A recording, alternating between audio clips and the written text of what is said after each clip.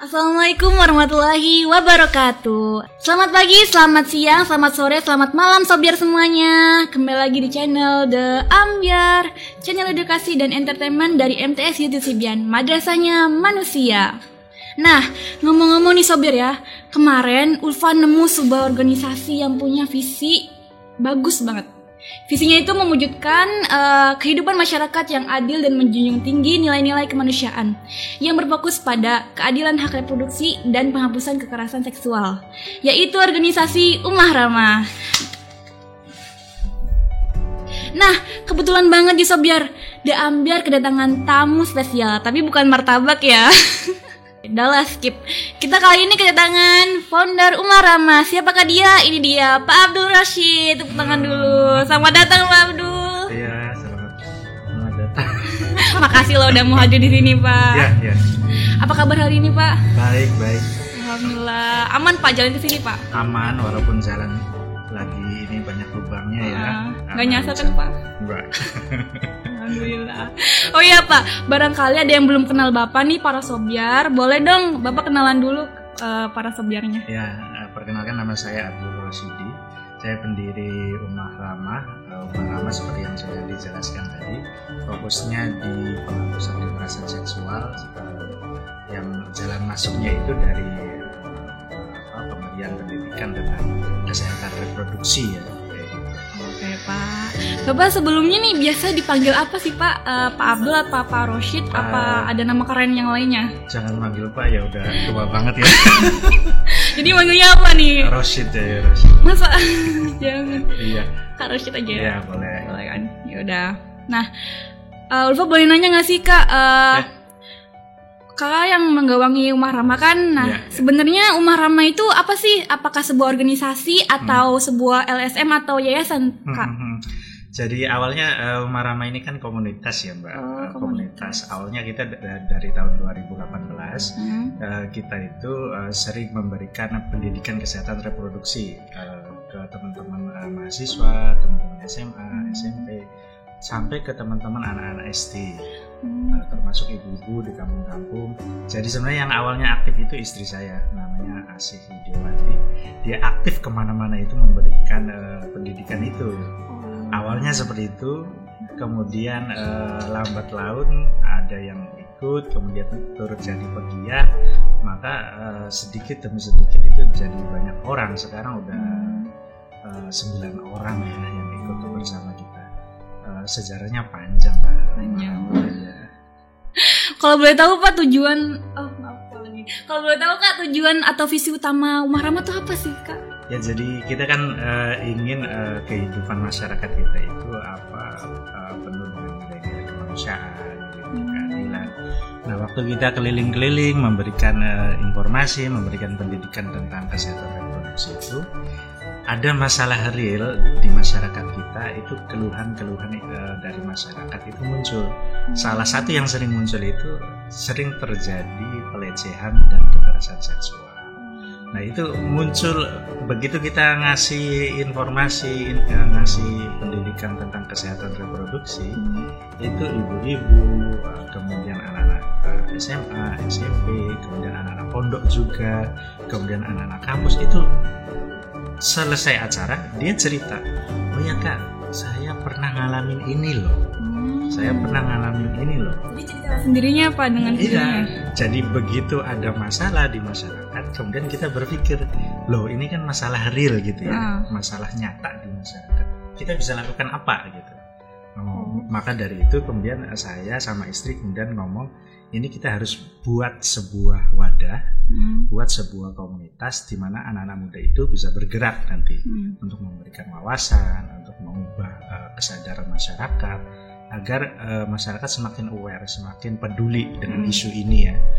Karena masalahnya nyata gitu, bukan masalah yang ngarang, tapi itu ada di masyarakat kita.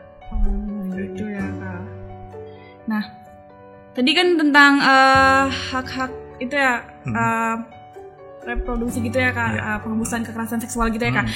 Itu sedikit nyambung banget nih Kak sama tema utama kita hari ini, yaitu tema utama kita itu tentang perundungan atau perusikan yang ada di lingkungan sosial ya. Ya sebut aja lah bahasa umumnya pembulian, Pak. Iya, betul. Nah kan lumayan nih Pak ya, itu nyambung sama visi Umar Rahma sendiri. Menurut Bapak nih Pak, saya boleh nanya kan Pak? Iya, boleh. Apa sih pembulian dalam arti apakah main tangan atau ngejek nama orang itu termasuk pembulian kah? Atau yang bagaimana sih arti pembulian itu atau perundungan itu Kak? Jadi perundungan itu atau perisakan atau bullying itu kan sebenarnya perlakuan intimidatif ya, baik fisik maupun verbal dari orang yang punya kekuatan lebih kepada orang yang lebih lemah. Nah, perbedaan kekuatan ini bisa karena relasi kuasa, bisa karena relasi kuasa itu jadi gini. Yang satu itu misal di sekolah itu lebih senior dibanding yang lainnya, yang junior gitu. Nah, yang junior itu biasanya jadi korban bullying ya, jadi korban perisakan. Nah, kenapa terjadi ya? Karena itu ada relasi kuasa yang satu lebih tinggi, yang satu lebih rendah. Jadi nggak seimbang ya? Iya, jadi nggak seimbang. Nah, yang merasa lebih kuat itu kemudian melakukan bullying, melakukan perisakan. Nah, ini kalau yang terjadi di sekolah itu kan sering sekali. Kasusnya juga sering muncul di media. Walaupun di media itu ya kayak apa ya, permukaan gunung es yang kelihatan cuma sedikit ya. Padahal kasus yang sebenarnya mungkin lebih banyak.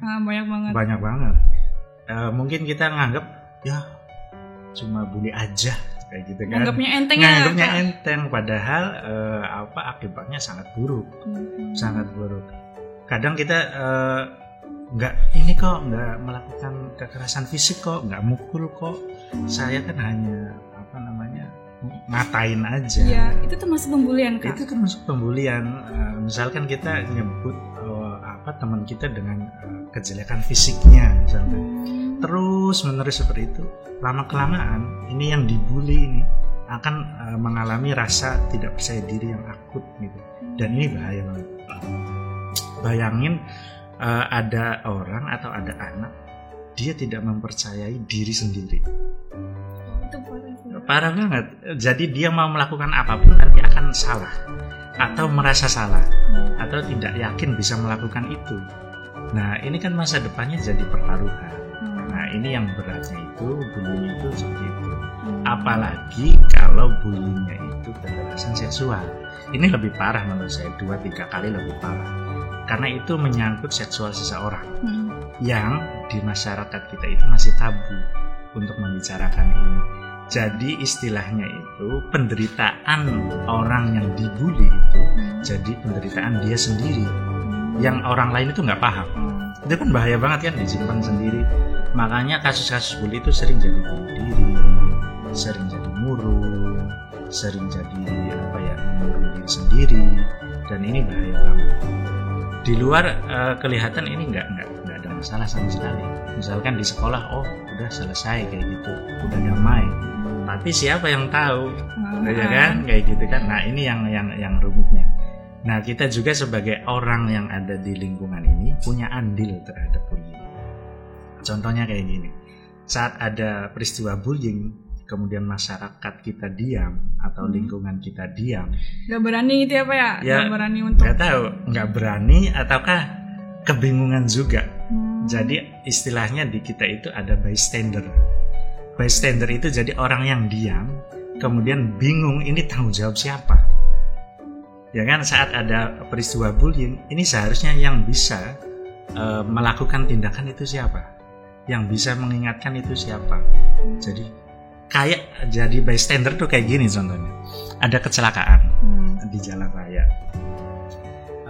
kecelakaannya parah. Pada saat ada korban kecelakaan, kita sebenarnya tahu tuh orangnya berdarah-darah apa, tapi kemudian orang-orang menonton, tidak ada yang memberikan pertolongan. Semuanya menonton dan semuanya terpaku, bahkan ada yang foto-foto di update di Instagram, tapi dia juga nggak nolong.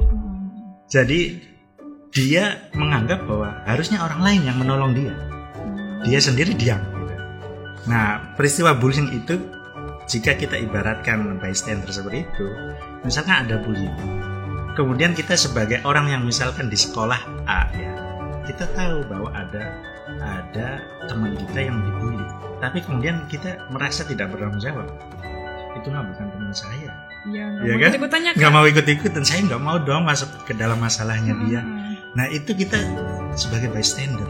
Bystander itu saya berarti mendukung pelaku bully. Secara tidak langsung ya kayak. Secara tidak langsung.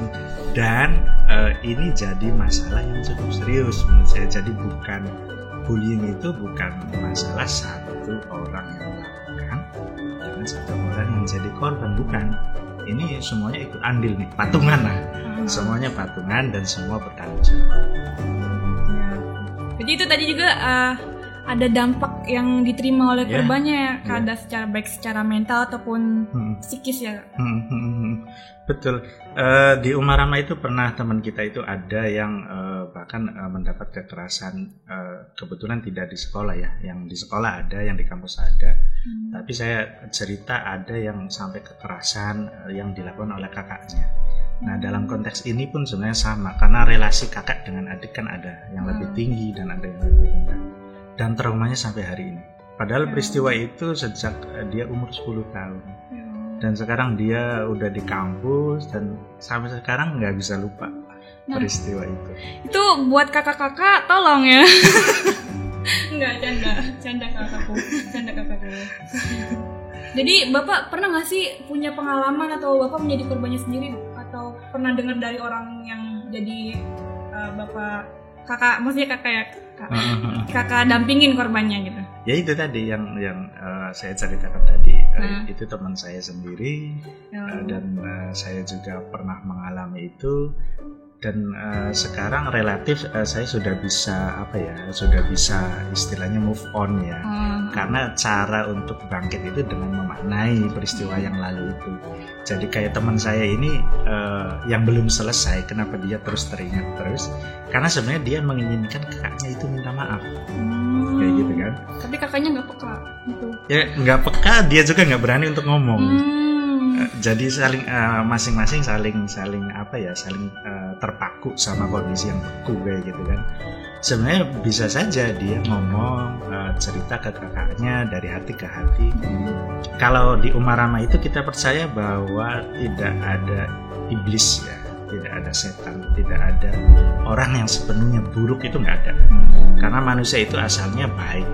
Manusia itu diciptakan kayak katanya fitrah ya, semuanya suci, semuanya bersih. Jadi dalam melihat dualitas pelaku dan korban, kita melihat dua-duanya itu sama-sama manusia. Nah, pelaku juga mungkin dia punya latar belakang yang kita nggak tahu seperti apa sih latar belakangnya. Jadi pendekatannya tidak menyalahkan ya, tapi bagaimana caranya ini mengurai, ini diurai, dimaknai, kemudian memperbaiki untuk kehidupan ke depan. Lebih mengarah ke situ. Jadi bukan yang langsung lapor polisi, langsung lapor ini, enggak. Karena kadang yang seperti itu juga tidak menyelesaikan masalah. Jadi korbannya tetap belum selesai, padahal udah belum selesai. Dia bilang ini udah selesai, tapi korbannya masih ada rasa yang belum terungkapkan gitu ya. Pernah ada peristiwa kekerasan seksual, kemudian pelakunya sudah dihukum, tapi dia orang yang ngalamin kekerasan seksualnya tuh ngerasa belum selesai. Kenapa? Dia cuma ingin satu, pelakunya itu ngaku dan minta maaf. Kayak gitu. Nah, walaupun dihukum selama persidangan dia nggak ngaku dan dia tidak minta maaf, dia tidak merasa bersalah, di sini belum selesai. Jadi kadang ranah-ranah hukum tidak juga menyelesaikan masalah ini. Jadi kalau misal di sekolah ada perundungan, kemudian istilahnya musyawarah keluarga, kemudian damai, itu coba diperhatikan keinginan korbannya tuh apa. Sebenarnya kalau buat minta maaf itu nggak mengurangi harga diri ya kan Kak? Iya, tapi susah. Iya. nyatanya kan susah kan? Ya jangankan orang lain, saya pribadi nih untuk minta maaf tuh susah. Saya akui untuk minta maaf tuh susah. Aduh gemes kayak gitu.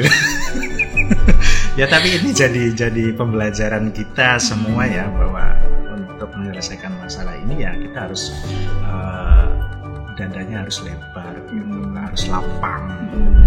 Ya misalkan tadi ya di sekolah misalnya ada kasus bully kayak gitu, proses damai bisa terjadi, musyawarah bisa terjadi, tapi yang penting diperhatikan itu dengarkan suara korban.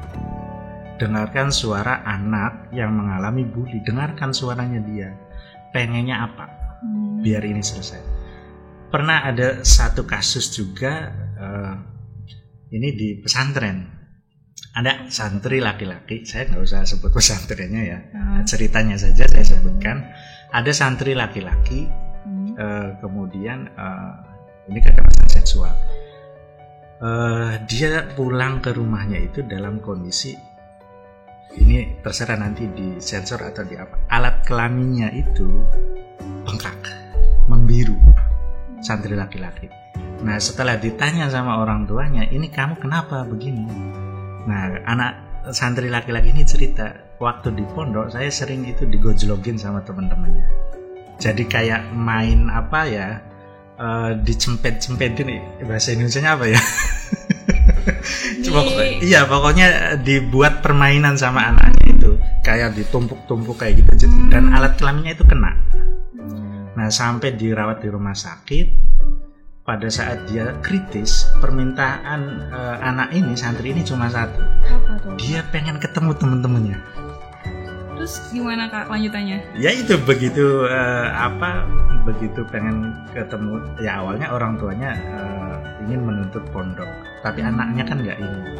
Dia ingin ketemu teman-temannya, pengen ngobrol sama teman-temannya yang suka main-main kayak gitu sama dia. Tapi keinginan dia tuh itu.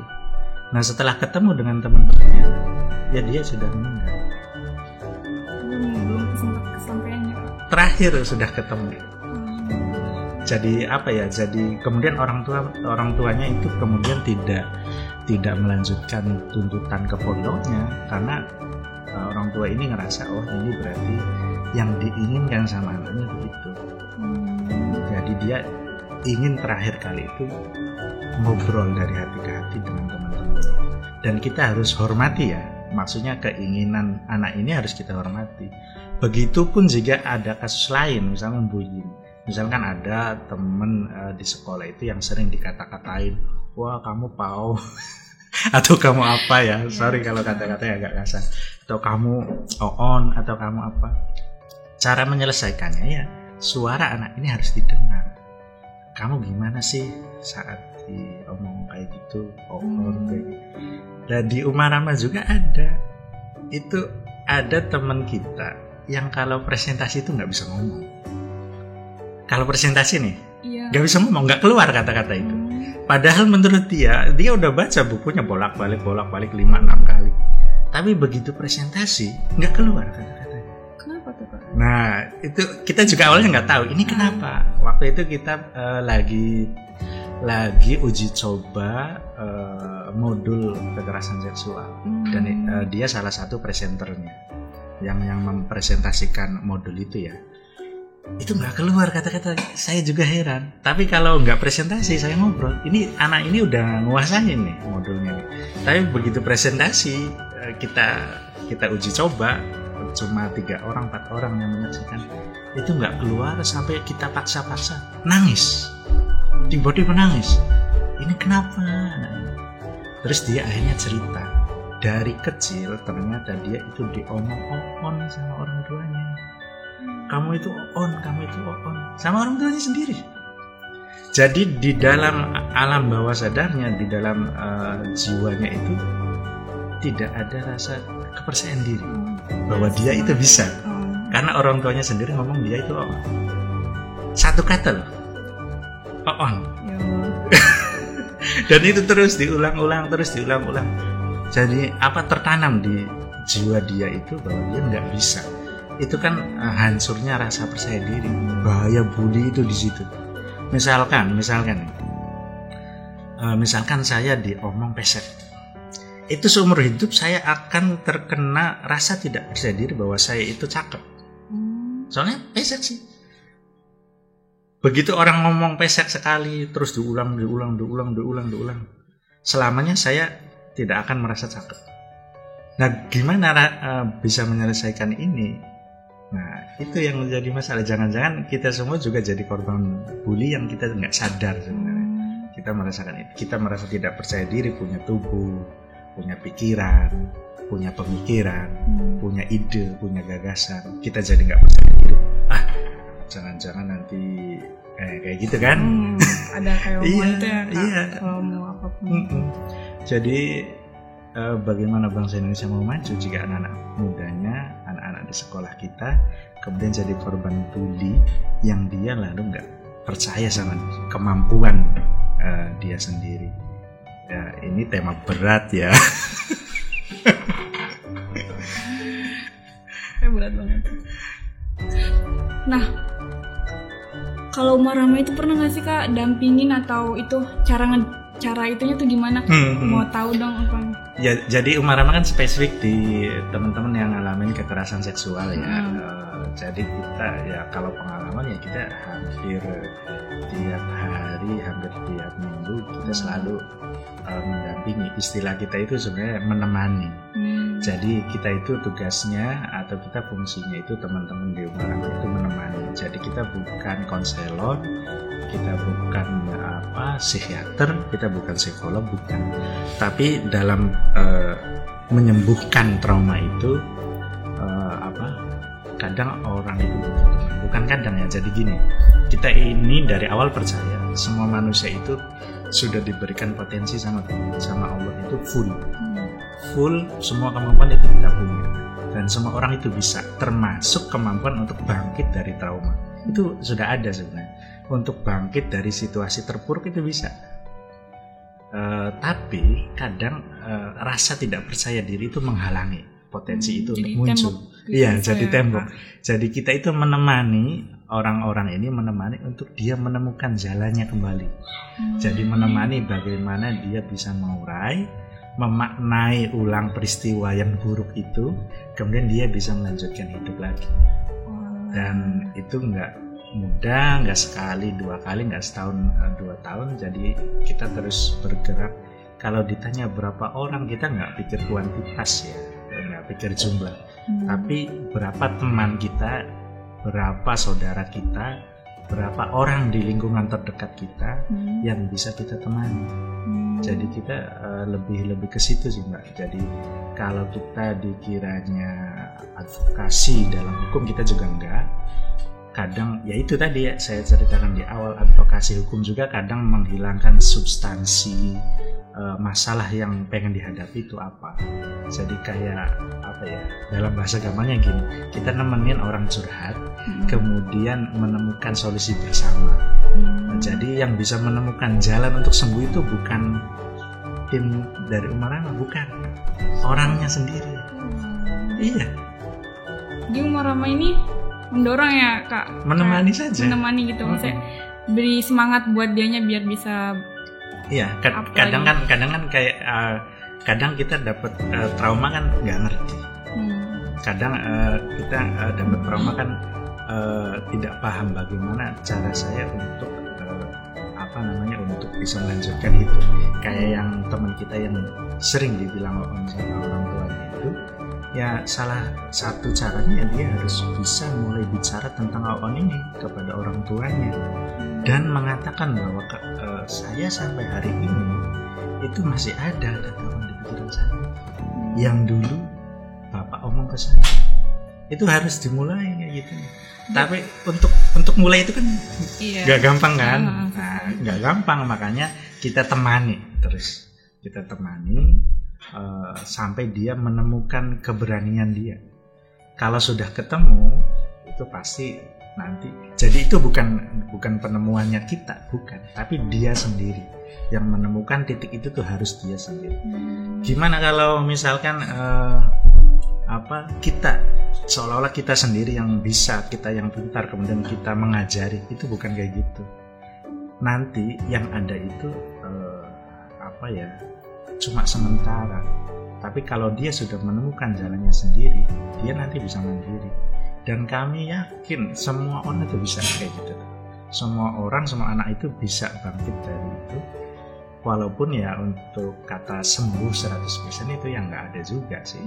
Kadang udah lupa, udah terkubur, terpendam ya. Tapi ada peristiwa tertentu yang itu membangkitkan lagi. Waduh, saya ingat. Misalnya kayak gini, teman-teman yang senior di sekolah ngospek, misal ya. Kemudian pada saat ngospet lihat adik-adik kelas yang di ospet, tiba-tiba dia teringat, oh dulu saya, jadi bangkit lagi tuh itu. Kenangan-kenangan buruknya itu bangkit lagi.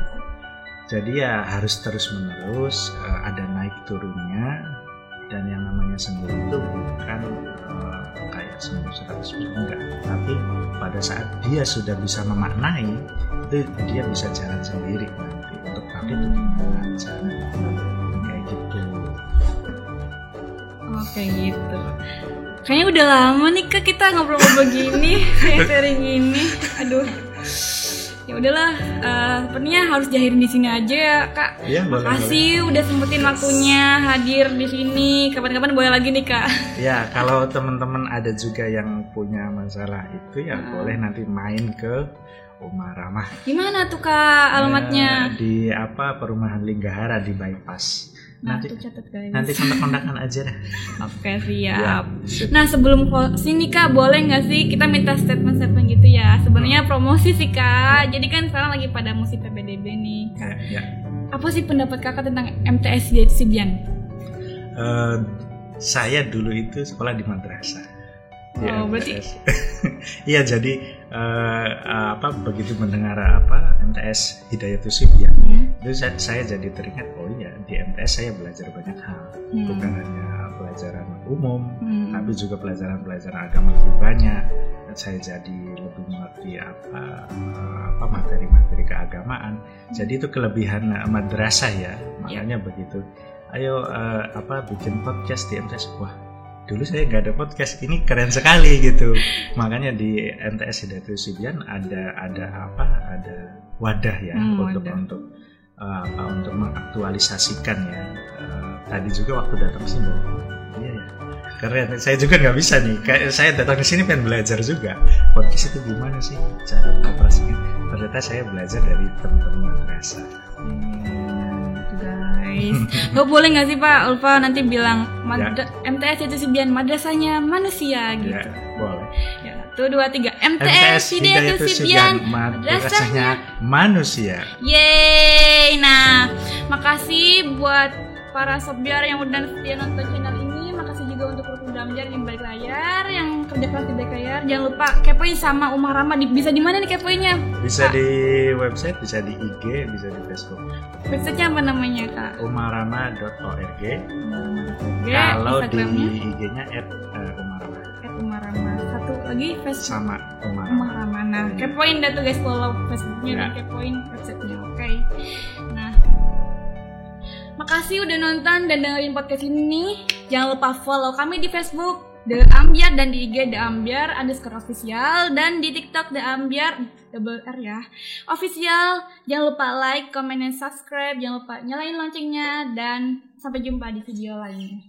See you. Wassalamualaikum warahmatullahi wabarakatuh.